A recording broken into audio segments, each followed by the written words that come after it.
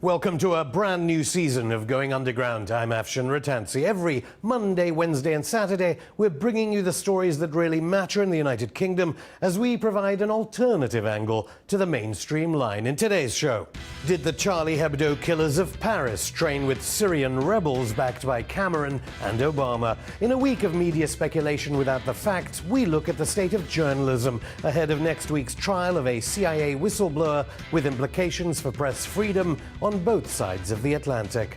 And what's a mother to do? Buckingham Palace gears up for more newspaper revelations about the Queen's favourite son concerning unsubstantiated allegations involving alleged sex slaves. We talk to the Queen's former press secretary. Plus, after yesterday's A&E admissions figures, are political parties deliberately running down the NHS? All this and more on today's Going Underground. Veteran journalist Patrick Cockburn said after this week's atrocities in Paris that it was culpably naive to imagine that sparks from the Iraq-Syrian civil war wouldn't spread explosive violence to Western Europe. But how many UK journalists reflect on the fact that the killers of cartoonists in Paris may have been inspired or even trained by Western operatives working with rebels in Syria? David Cameron supports the rebels, and British and American intelligence agencies have been urgently reporting back to their bosses in London and Langley for years that taxpayer money is training Wahhabi jihadists. But where is that news in the mainstream media? Do we have a press freedom worth defending against those who would seek to curb it? Next week, a CIA whistleblower is due to go on a trial that will have repercussions for press freedom here in Britain. The US government believes that James Sterling is the source of stories about bizarre CIA plans to give nuclear technology to Iran, as revealed by New York Times journalist James Risen. You don't hear much about that in mainstream coverage or from David Cameron when he talks about Iran posing a nuclear threat to the world, though he did order heavies into a British newspaper to stop the Snowden revelations from becoming public. This is James Risen, who until recently faced jail for his journalism. By launching criminal investigations of stories that are outside the mainstream coverage, they are trying to, in effect, build a pathway on which journalism can be conducted. Stay on the interstate highway of conventional wisdom with your journalism and you will have no problems. Try to get off and challenge basic assumptions and you will face punishment. Journalists have no choice but to fight back, because if they don't, they will become irrelevant. One of journalism's greatest defenders has been Norman Solomon. The former congressional candidate has been part of the U.S. Fairness and Accuracy in Reporting Project. He founded the U.S. Institute for Public Accuracy and is part of the team behind exposefacts.org, a project to support whistleblowers and independent journalism. Welcome, Norman, to Going Underground. So can we be prouder here because we don't have a president trying to get people like James Risen or the New York Times and threatening them with jail? Part of the role of government is to deceive. Unfortunately, the great muckraker journalist I.F. Stone in the United States decades ago said that all governments lie and nothing they say should be believed. And by that he meant you really need skepticism. So here we are, if we look at the United States, you've got the government attempting to force a New York Times journalist to betray his sources. James Risen, the reporter you mentioned. So this is a battle not only for freedom of the press, but really democracy. They usually make journalists redundant, whether in Britain or America, and that's an easier way to censor someone than threaten them with jail. Yes, indeed. Well, there are many ways to slice the onion and many ways to push journalists away from truth-telling. And one, and under certain regimes, simply put them in prison. Under what we call democratic regimes, there's redundancy declared, or what we call in the U.S. layoffs. People are fired. Sometimes it is totally ideological, and pressure coming from government officials encourages the bosses to push someone out of the newsroom.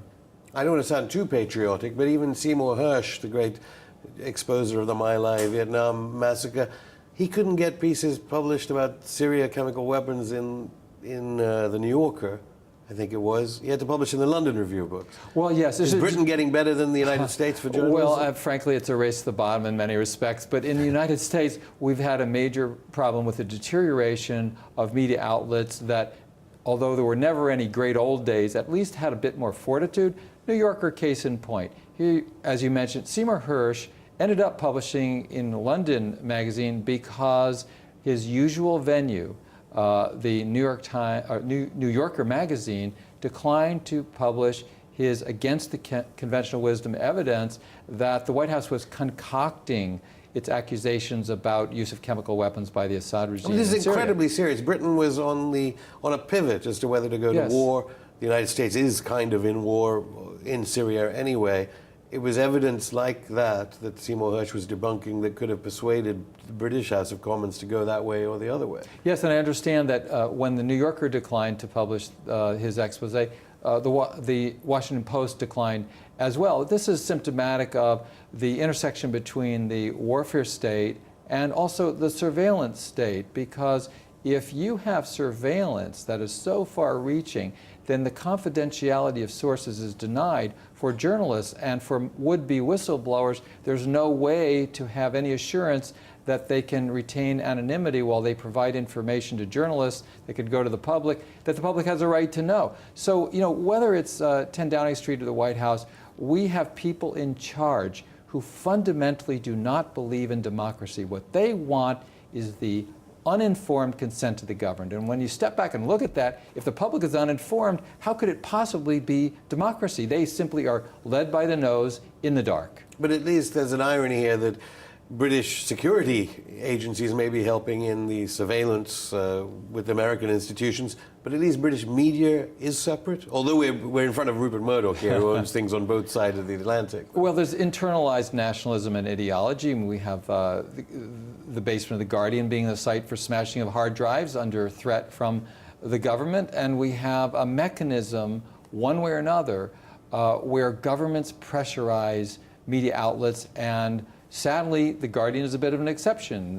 Most of the daily papers in Great Britain are intimidated. We have the RIPA laws where the government is saying that it has a right to monitor the communications and the logs of records of communications between journalists and sources. Well, if you do that, then you're choking off the unofficial flow of information, and what's left? Official information, which is basically PR advertising, often lies. That's how Blair and Bush dragged us into war in Iraq. It's how Cameron and Obama are dragging us into further war in the Middle East. It's lies, and that is why it's so important for the liars at the top of the warfare state to insist that we not have authentic journalism. They want to choke off the access to sources who will tell us truthful information. Now, there's also another aspect to this, which is that the media is changing because it's starting to be controlled by fewer internet companies. I know you've been writing a bit about the power of Amazon. Usually that's in the news here because of its tax avoidance scheme as a retailer.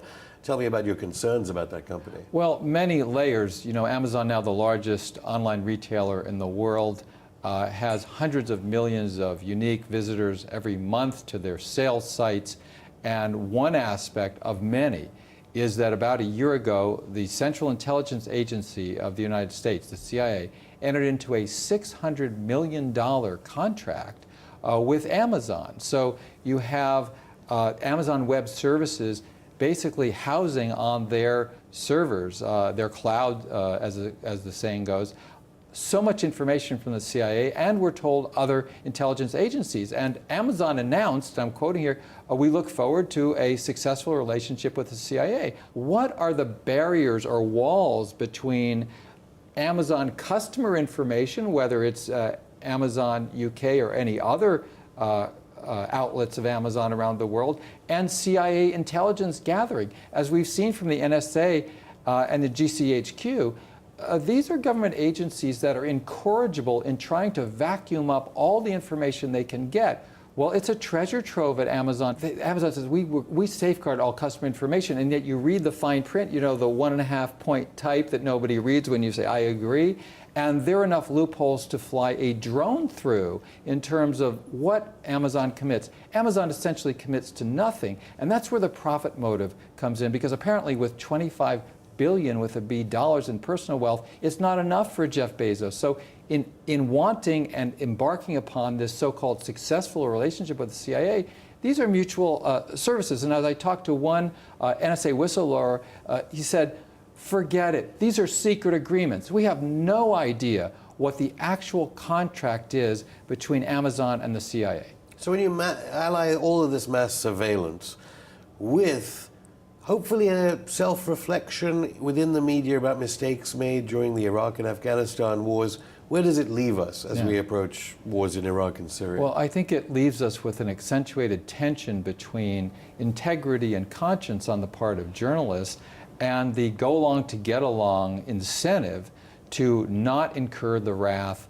of top officials. And I have to say, the British government has been obscenely contemptuous of the independence of the press. The efforts to intimidate and to assert the right, even to prior restraint, threatens along that regard, but also the attempt to just suppress the inclination or willingness of journalists to publish information, including classified data, that the government wants to keep under wraps. And that goes to the essence of the hostility toward democracy that we see at the top of these governments. So for the first time, for years, and I know you've been complaining about this, is oligarch-owned media concentration of ownership.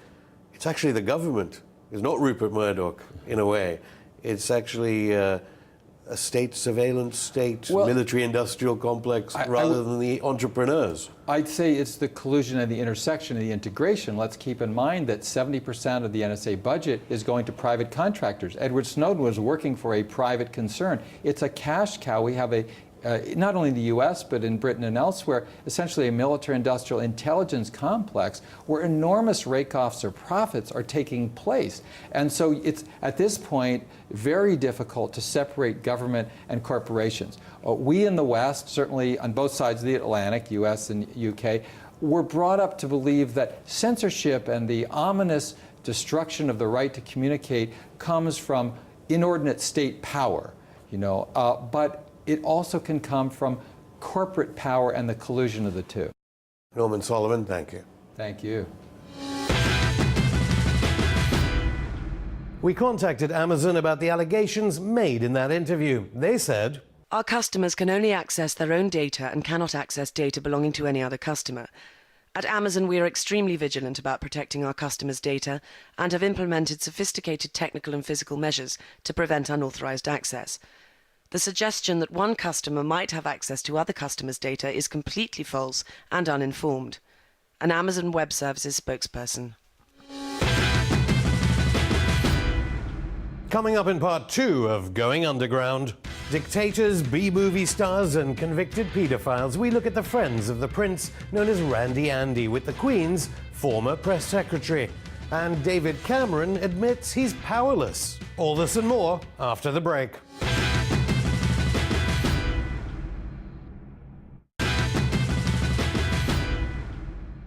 This week, a former Tory Defence Minister, Lord Dykes, claimed that the delay in the publication of the Chilcot inquiry into the war in Iraq was something to do with Tony Blair facing war crimes charges. Hours later, the leader of the House of Commons had this question for the Prime Minister at the first PMQs of 2015.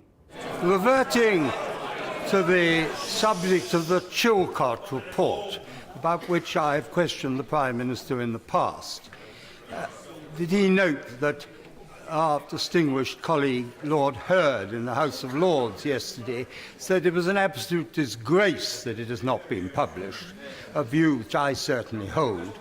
And since it is absolutely well known by the cognoscenti that the report was completed many months ago, who is it, if the Prime Minister is helpless on this subject, who is blocking it? Is it the Secretary of the Cabinet? Is it Sir John Chilcot? Or is it the White House?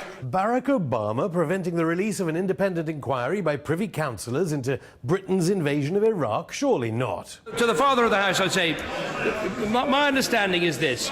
The report is largely finished, but in every report like this, there is a process where you have to write to those people who are criticised in the report, and you have to give them an opportunity to respond. But surely Tony Blair is busy sorting out peace in the Middle East. How does he even have time to respond to allegations that he is a war criminal or whatever else the bizarre panel members of the Chilcot inquiry came up with? This is now the process for all of these reports, whatever government they are launched under. It's known as the salmonization process. What process?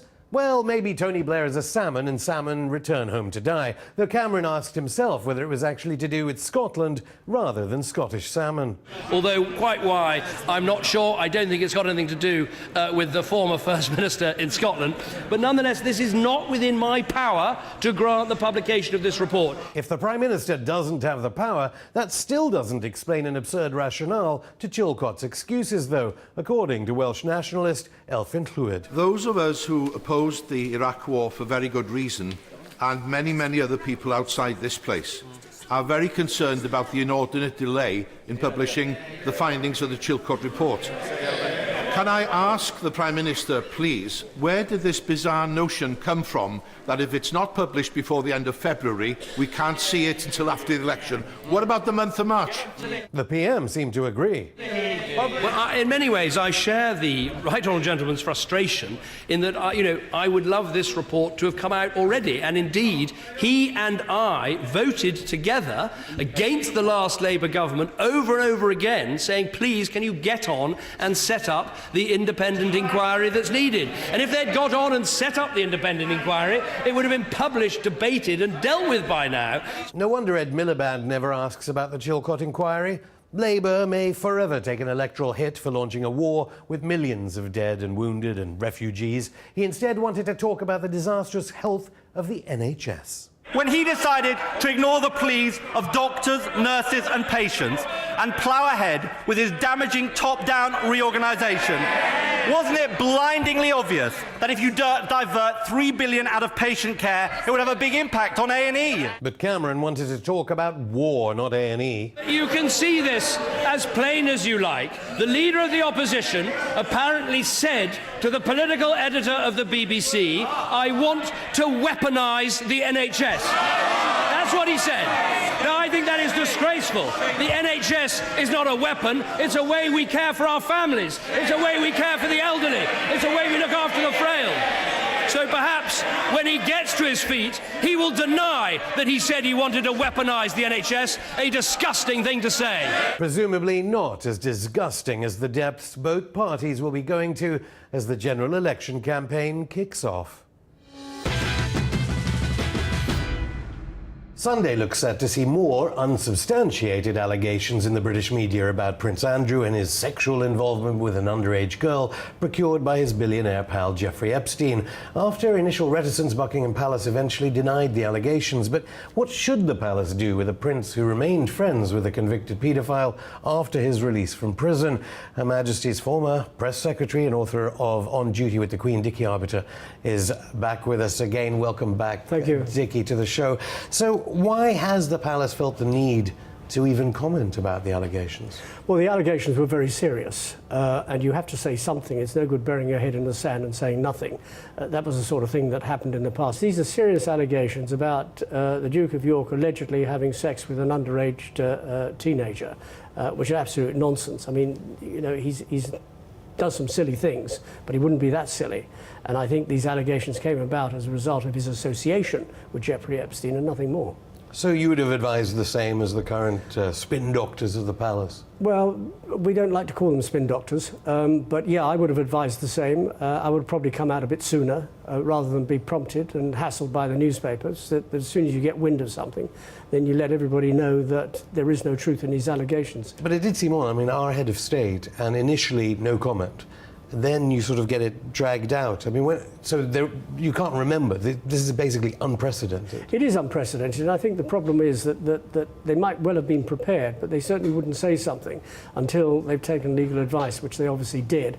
And the legal advisors had spoken to the Duke of York to get substantial guarantees that he was not involved, and it was only on that basis that they would tick the box and tell the Paris to go ahead. So there's a bit of time in order to get these things into motion. But they did it, and good on them. Because the response seemed very legal, didn't it, when it came to whether the Queen had met the alleged sex slave Virginia Roberts? Because they didn't say, no, the Queen hadn't met her. They went, there's no record of her meeting her. Well, that's the way they did it. I mean, this was something that was put out by the father, by Sky Roberts, and 2 days later he backtracked, got it wrong. And when you get little things wrong, you wonder whether the big things are wrong as well. There's certainly been no complaint to Scotland Yard, which puts a big question mark over whether this actually happened in the first place. Yeah, but you were a journalist before you were press secretary to the Queen, and a journalist knows that if they say there's no record of it, that usually means that's not a denial. Well, when it's people meeting the Queen at Buckingham Palace or Windsor Castle or wherever, there is always a record, because everybody who meets the Queen is put down in a book as having met her. So they will know whether somebody has met or not. Certainly not out of the Well, you book. worked with Princess Diana, and we know from her diaries that people came through the back door of the palace. Yeah, but not, house, you know, I'm not talking about the Queen on a walkabout. I'm talking about in the building, whether it's Buckingham Palace, Windsor Castle, Sandringham, Balmoral, or wherever she is. There will be a record as to whether she has met an individual. There is no record, and that's the way they put it. There's no record. You see, some celebrities, corporations might be looking at this and thinking, we'd have slapped a super injunction on it so that the British people wouldn't even know that we'd have gagged the press from covering the story. Why do you think that doesn't happen? And did it happen when, in your time? No, it's very difficult to slap a super injunction, because while the injunction might work in the UK, it doesn't work elsewhere. There wasn't really any chance that Prince Andrew was going to be extradited anyway, according to the plea bargain, as far as we understand, as regarding his billionaire friend. So why the need to deny it? I mean, they could have kept quiet, because there's no reason that he would ever have been extradited to the US. Well, you know, you say there was no record of plea bargaining. As far as all the reports that are coming out, he was not included in any list in plea bargaining. And what Ms. Roberts is doing is getting hold of the justice system to find out why she wasn't consulted and what the terms of the deal were. It's just the fact that Andrew has got caught in the crossfire of it all. No good ignoring it. If these allegations come out, you've got to say something. What is it about Prince Andrew and his friends with... Certainly he's been associated with pretty dodgy regimes. You were last on this show talking about how the royals are used by governments as trade envoys with some regimes. I think you mentioned Indonesia under Suharto. Mm-hmm. Is Prince Andrew a victim here, used by governments to talk with people like Aliyev of Azerbaijan? Because there he is with him. I don't know whether the government told him to hang out with this billionaire convict. Well, the government wouldn't have told him to hang out, but the thing is that he did have a job as heading up British Trade International as an ambassador. His job was to go out to various countries in the world where the government sent him, not his choice. And to drum up business. And then they sacked him. Well, they sacked him for a very good reason, because he was seen with Jeffrey Epstein in 2011 in Central Park and photographed after the man had come out of jail having served 13 months of an 18-month sentence. Not very good. It's not good PR to be seen photographed with somebody who's a registered sex offender. Do you think the Queen would have advised Andrew not to hang out with this billionaire convict? Well, you know, you can tell somebody that not a good idea to do it, but you're only as good as the advice that's been taken. And how do you tell a 40-something you shouldn't do that? I mean, 40-something will turn around to the mum and dad and say, well, you know, my decision. Sure, but I suppose the dangers with Prince Andrew is that he's on the record as arguing that inquiries into Saudi Arabian arms deals were wrong. He was criticising the Guardian newspaper about even releases from WikiLeaks. And, I mean, how far can he go into this obviously political, financial world, hang out with these sorts of people without anyone being able to just stop him, as it were? Well, it's a very difficult one, because if you're acting on behalf of the British government, they tell you where to go, and you've got to go. You can't say, no, I'm not doing it. Yeah, but then not have drinks with them later on. In your book, you mentioned that Princess Diana and Prince Charles, I mean, they did the job, but then they went out of their way to do humanitarian things that weren't on the normal schedule. This seems to be a case of people getting too involved in the financial element. I think the biggest problem with Andrew, he was too easily wooed and got carried along in the draft of flattery.